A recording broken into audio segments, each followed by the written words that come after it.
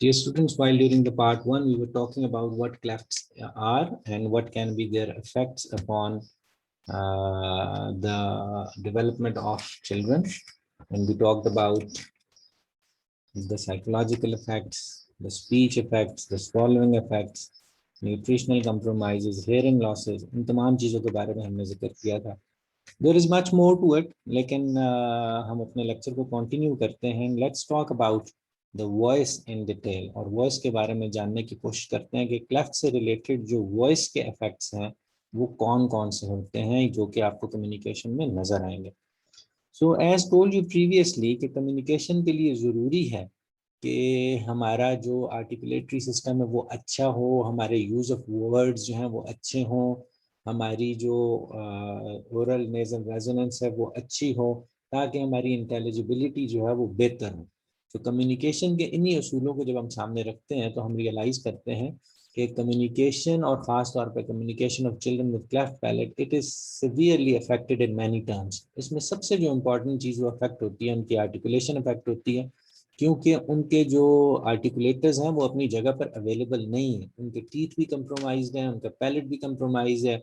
And बिल्कुल इसी तरीके से जो दूसरी चीज़ हम देखते हैं कि स्पीच के और ओरल रेजोनेंस के अलावा, आर्टिकुलेशन के अलावा, ऐसे बच्चों की लैंग्वेज भी जो है वो अफेक्ट हो सकती है एट टाइम्स. उसकी वजह क्या थी? वजह बड़ी सिंपल थी कि न्यूट्रिशनल कंप्रोमाइजेस तो हमें पहले नज़र आ गए कि न्यूट्रिशनल कंप्रोमाइज, साइकोलॉजिकल एक्सेप्टेंस भी जो थी फैमिली के लिए, उसके लिए एक इशू थी. नतीजा इस पुअर हेल्थ के नतीजे में और बार बार जो सर्जिकल प्रोसीजर उसको रिक्वायर हैं और बार बार जो रेफरल्स हैं, ये बाज़ औक़ात उसकी लैंग्वेज को इस तरीके से अफेक्ट करते हैं कि उसकी सोशलाइजेशन लिमिटेड होती चली जाती है.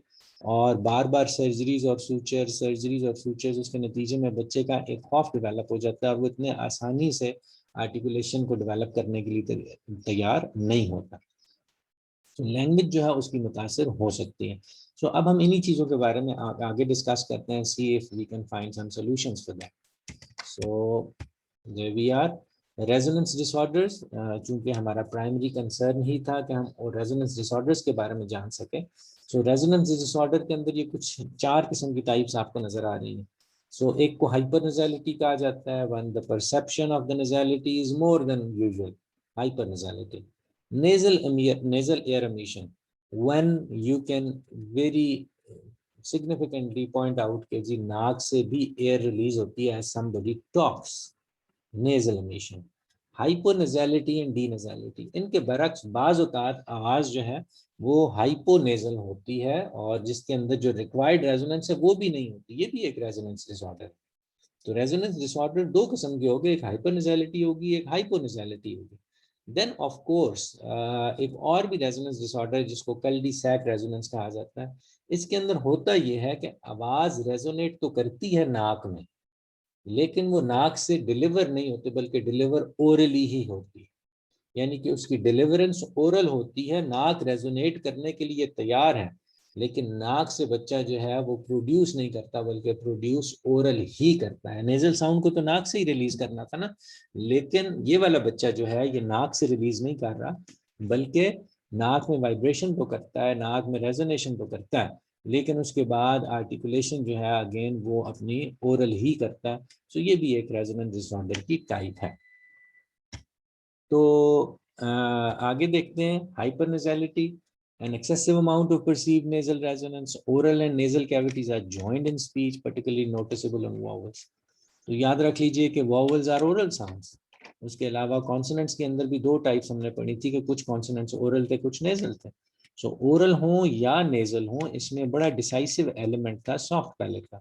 सो अगर तो सॉफ्ट पैलेट के अंदर कोई इनसफिशिएंसी है तब भी वो हाइपरनेजैलिटी क्रिएट करेगा, नंबर 1. नंबर 2, अगर कोई क्लेफ्ट अवेलेबल है in the soft palate, in the hard palate, और उस सूरत में भी हाइपरनेजैलिटी हो सकती है, या सब म्यूकस क्लेफ्ट है उसके नतीजे में भी आपको हाइपरनेजैलिटी नजर आएगी. अगर बाइफिड यूविला है वहां पर भी आपको नजर आएगा, परेसिस ऑफ द यूविला है वहां पर भी नजर आएगा, शॉर्टनेस ऑफ द यूविला है और जो नेजोफेरेंजियल पोर्ट है वो बड़ी है, तो अगेन आपको ये परसेप्शन जो है वो नजर आएगी. सो इसका बड़ा आसान सा तरीका है. अगर आप इसको डिटरमिन करना चाहें तो बच्चे से आप कहें कि वो आपको काउंटिंग सुना दें, 81, 82, 83. अब ए एक वोवल है, तो 81 82 जब आप करते हैं तो आपको नेजल परसेप्शन का अंदाजा हो सकता है। इसके अलावा आप उससे डिस्कस कर सकते हैं, ask, you can make him read, you can make him count, you can generally talk to the child. और आप जब उनसे ये इनफॉर्मल बातें करते हैं तो आपको खातिर खा अंदाजा हो सकता है कि बच्चे को हाइपरनेजेलिटी की किस कदर इशू है। Again we will be talking about how to rate hypernasality, इस बारे में भी हम बात करेंगे, बिकॉज अगर हम हाइपरनेजेलिटी को रेट ना कर पाए न्यूमेरिकली और उसको क्लासिफाई ना कर सके उसकी डिग्री को, तो फिर हमें पता कैसे चलेगा कि यार ये इसमें किस कदर इम्प्रूवमेंट हुई है। सो इन तमाम केसेस के अंदर वी नीड टू अंडरस्टैंड कि न सिर्फ ये कि our ears should be train to detect hypernasality, बल्कि हमारे अंदर ये स्किल भी होनी चाहिए कि हाइपरनेजेलिटी को कैसे रेट करना है। सो ये रेटिंग बड़ी क्रूशियल है, जिसके बारे में will be talking in the therapy session. So nasal air emission क्या है जी? Release of air pressure through the nose. Again बहुत सारे ऐसे कॉन्सोनेंट्स हैं जो कि प्रेशराइज्ड कॉन्सोनेंट्स होते हैं, जिसको आपने प्लोजिव्स कहा था, प ट क। अब प ट क ये तीनों ओरल साउंड्स हैं, और एलिमेंट ये है कि इनके अंदर इनको प्रेशराइज्ड कॉन्सोनेंट इसलिए कहा गया बिकॉज आवाज जो थी वो एक प्रेशर के साथ जो है वो रिलीज होती है। बिल्कुल इस तरीके से फ्रिकेटिव्स भी प्रेशराइज्ड हैं, लेकिन फ्रिकेटिव्स के अंदर एक हिसिंग साउंड, एक फ्रिक्शन वाली सिचुएशन से आवाज निकलती है और कॉन्टिन्यूसली निकलती है, जैसे स, अब ये तीनों सूरतें जो हैं प टका के सूरत में भी और स फ श के सूरत में भी, ये ऐसी हैं जो कि अफेक्ट होंगी जब आपको हाइपरनेजेलिटी या क्लेफ्ट ऑफ पैलेट होगा, क्योंकि आप नहीं प्रोड्यूस करेंगे, क्योंकि स जो था ये ओरल था, लेकिन चूंकि पैलेट का अंदर एक क्लेफ्ट है, वो सारी आवाज जो है वो नाक से निकल जाएगी। सारा प्रेशर प का, क का, ट का नाक से रिलीज हो जाएगा और ओरली रिलीज नहीं होगा। ये सारी की सारी जो आवाजें मेंशन है ये तो सारी ओरल साउंड्स थी। सो ओरल साउंड्स ओरली डिटरमिन नहीं होंगी, नहीं निकलेंगी, और नाक से जो है वो प्रोड्यूस होंगी। इसकी एक बड़ी सिंपल सी मैं आपको एग्जांपल दे देता हूँ कि जब इन बच्चों को with children with cleft of palate, जब इन्हें ब्लो करने के लिए जाता है, कैंडल ब्लो करने के लिए, they can not blow candle, क्योंकि हवा के लिए एयर का बिहेवियर ये होता है कि उसको जिधर कन्वीनियंस होती है वो उधर से रिलीज होती है। फॉर एग्जाम्पल, अगर क्लेफ्ट बड़ा है तो वो नाक से इजीली रिलीज हो सकती है, तो उसको जरूरत नहीं थी कि वो ओरली रिलीज होती। तो जिस तरफ ऑब्स्ट्रक्शन होगी वहां पर वो नहीं जाएगी, तो नाक से वो रिलीज हो जाएगी। लिहाजा ये बच्चे बाज़ औक़ात ब्लो नहीं कर पाते, और जब ब्लो करते हैं तो नाक से एयर रिलीज होती है, लिप से एयर रिलीज नहीं हो पाती। तो उसकी वजह यही है कि there was certain underlying conditions जो जिसको कि हमने क्लेफ्ट की सूरत में आइडेंटिफाई करना है। हाइपोनेजेलिटी इसके बिल्कुल बरक्स है, यानी कि वो आवाजें जो नाक से आनी चाहिए थी अब वो नाक से आ ही नहीं रही, जैसे म न अंग, ये ऐसी साउंड है जो कि नेजल एमिशन से प्रोड्यूस की जाती हैं। लेकिन अब सिचुएशन क्या हुई? अब सिचुएशन ये हुई कि बिल्कुल बरक्स क्लेफ्ट के, आपका सॉफ्ट पैलेट पहले तो छोटा होता था या इमोबाइल होता था या उसके अंदर परेसिस या वीकनेस होती थी, यहाँ पर बिल्कुल उल्ट हो गया। अब हुआ ये कि आपके फेरिंग्स के अंदर कुछ ऐसी आउटग्रोथ्स निकल आई हैं जिसको कि आप एडिनॉइड्स के तौर पर जानते हैं। इन्फ्लेमेशन जब इंक्रीज हो जाती है तो उसके नतीजे में वो जो वॉल्व है, वो जो ओपनिंग थी इन द नेजल कैविटी, वो ब्लॉक हो जाती है, और उसके नतीजे में आवाज या साउंड जो है उस तरफ ट्रेवल कर ही नहीं सकती। इस परसेप्शन को हाइपोनेजेलिटी कहते हैं। ये वही वाली फीलिंग्स हैं जो कि नज़ला जुकाम की सूरत में आप महसूस करते हैं कि नाक से नहीं बोला जा सकता, बिकॉज नाक के अंदर एक ऑब्स्ट्रक्शन मौजूद होती है, और वो ऑब्स्ट्रक्शन जो है वो नेजल एमिशन को नहीं होने देती। तो इस किस्म की साउंड को हम कहेंगे कि दिस इज अ हाइपोनेजेलिटी या हाइपोनेजल साउंड।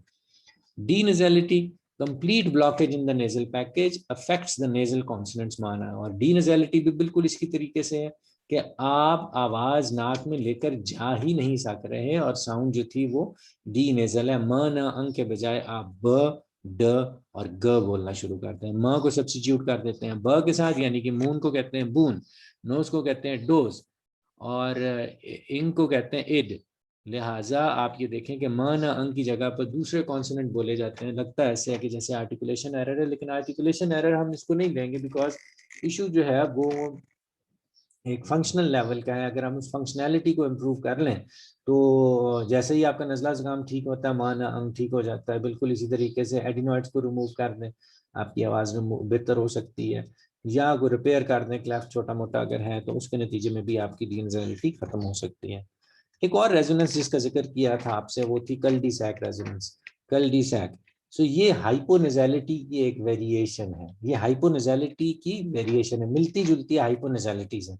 लेकिन होता यह है कि आवाज जो है वो नाक में जरूर जाती है, वहां पर रेजोनेट भी करती है, लेकिन वो रिलीज ओरली होती है। ऐसा लगता है कि जैसे साउंड जो है वो मफलिंग हो गई है, ऐसे लगता है जैसे साउंड का रास्ता किसी ने बंद कर दिया है नाक तक। पहले तो डी नेजैलिटी के अंदर तो आवाज जो थी वो नाक में जा ही नहीं रही थी, क्योंकि वो विलोफरेंजियल पोर्ट जो था वो बंद हो गया था। लेकिन अब वैसा नहीं है, अब नाक में आवाज तो जाती है, लेकिन due to an occlusion in the nose, और उसकी वजह से, और ये हैबिचुअल भी हो सकती है, उसकी वजह से आवाज वहां पर पहुंचती तो है, लेकिन रेजोनेट करने के बाद वापस ओरली ही रिलीज होती है, इसको हम मफलिंग ऑफ स्पीच जो है वो कहते हैं। और इसमें आपकी आवाज जो है वो मफल्ड या दबी हुई महसूस होती है, और this is scientifically called as cul de sac resonance. Cul de sac means sound from a sac, जिसके अंदर सैक बंद है उसके अंदर से ये रेजोनेशन हो रही है। As told you previously, articulation और फोनोलॉजी तो डेफिनेटली अफेक्ट होगी जी। आर्टिकुलेशन इसलिए अफेक्ट हो रही है कि आर्टिकुलेटर्स इन्वॉल्व हैं। कितना इंपॉर्टेंट आर्टिकुलेटर था पैलेट, आपकी तमाम पैलेटल साउंड्स पैलेट की वजह से प्रोड्यूस होती थी, आपकी तमाम डेंटल साउंड्स टीथ की वजह से होती थी, एल्वियोलस से एल्वियोलर साउंड प्रोड्यूस होते हैं, लिप्स से बाइलेबियल साउंड प्रोड्यूस, बस सारे के सारे आर्टिकुलेटर्स तो कंप्रोमाइज हो गए। अब अगर वो कंप्रोमाइज हो गए हैं तो क्या आर्टिकुलेशन पे फर्क नहीं पड़ेगा? जी बिल्कुल फर्क पड़ेगा। आपकी आर्टिकुलेशन फर्क आ जाएगी, मुतासर हो जाएगी हाइपोनेजैलिटी के केस में। And same is the case with phonology. Phonology के केस में देखिए कि फोनोलॉजी जब कभी भी आपको क्लेफ्ट पैलेट है तो फोनोलॉजी डेफिनेटली अफेक्ट करेगा कॉन्सोनेंट्स और वॉवल्स को। कॉन्सोनेंट्स को तो सर्टेनली उनकी प्लेसमेंट और उनके मैनर से पहचाना जाता था, वॉवल्स को रेजोनेंस की मदद से पहचाना जाता था, और वॉवल्स को पहचाना जाता था राउंडिंग ऑफ लिप्स की वजह से, लिहाजा वो भी अफेक्ट हो रहे हैं। फोनोलॉजी तो आपकी मुतासर होती है, और इसमें ये भी देखिएगा कि मैनर ज्यादा मुतासर होता है आर्टिकुलेशन से। Manner is the way the sound is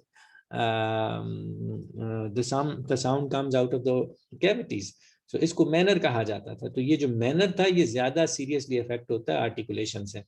तो कुछ आर्टिकुलेशन इफेक्ट होती हैं, सारी नहीं होती, लेकिन ये हो सकता है कि क्लेफ्ट पैलेट के साइज के मुताबिक आपकी जो रेजोनेशन है या आपका जो मैनर है वो डेफिनेटली मुतासिर होगा।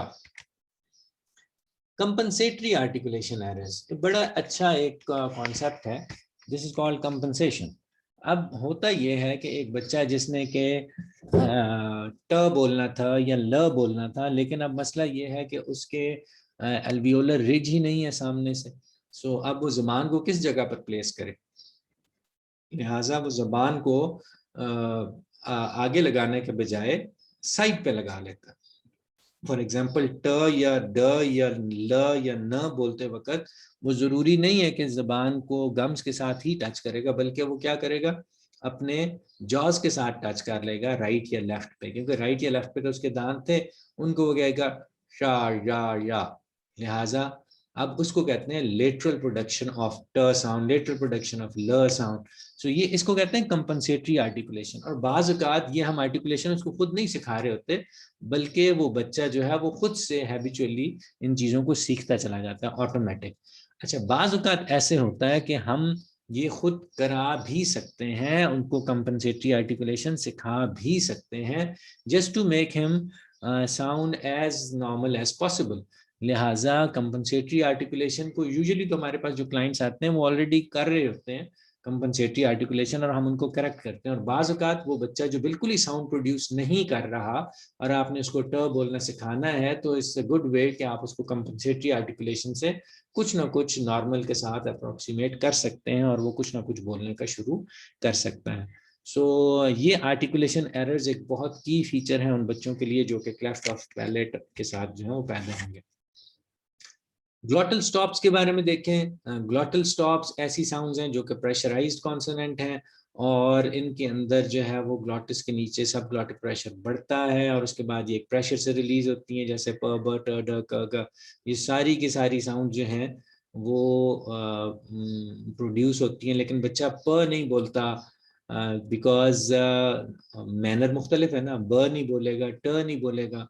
सो उसके नतीजे में ये ग्लॉटल स्टॉप्स जो थे, ग्लॉटल स्टॉप्स जो थे वो तो उस वक्त बोले जा रहे थे कि while the child could produce through the glottis, जैसे कि ह साउंड है, जैसे कि ग साउंड है। लिहाजा इसके नतीजे में ग्लॉटल स्टॉप की मौजूदगी में, ग्लॉटल स्टॉप की गैर मौजूदगी में बच्चा उनको कंपनसेट करने के लिए हो सकता है प ब ट ड क ग बोले। यस, दिस इज पॉसिबल, लेकिन ग्लॉटल स्टॉप्स उसके अफेक्ट हो सकते हैं। लैंग्वेज डिलेज एंड डिफरेंसेस, जैसे कि पहले आपको बताया था कि आर्टिकुलेशन तो मुतासिर होती है इन बच्चों के अंदर, लैंग्वेज भी मुतासिर हो सकती है।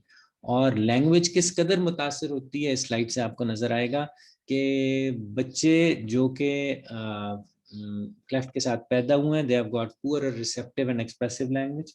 रिसेप्टिव पुअर क्यों है? इसलिए कि हेयरिंग लॉसेस थे, इसलिए कि वो बहुत ज़्यादा सोशल नहीं था। एक्सप्रेसिवली क्यों लैंग्वेज डिसऑर्डर है? क्योंकि उसको एक्सपोजर नहीं मिला, उसने बच्चों के साथ, अपने एज फेलोज के साथ उस तरीके से इंटरेक्ट नहीं किया, उसको उतनी ज़्यादा अटेंशन नहीं मिली, मौका नहीं मिला। Short MLU, mean length of utterance उसकी थोड़ी रहती है। 1 साल के बच्चे की MLU 1 होता है, 2 का 2 होता है, 3 का 3, 4 का 4, और 5 साल के बच्चे का मीन लेंथ ऑफ अटरेंस जो है वो 5 होता है। सो लिहाजा इन बच्चों के पास जो मीन लेंथ ऑफ अटरेंसेस हैं वो कम होती हैं।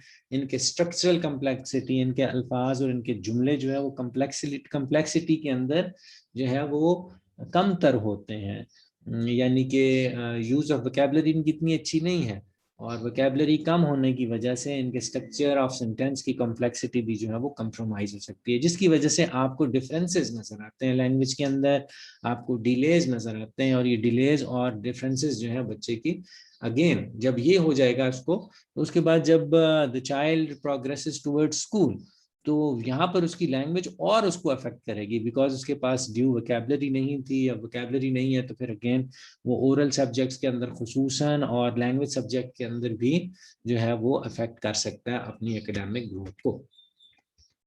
सो I would like you to ask some questions if you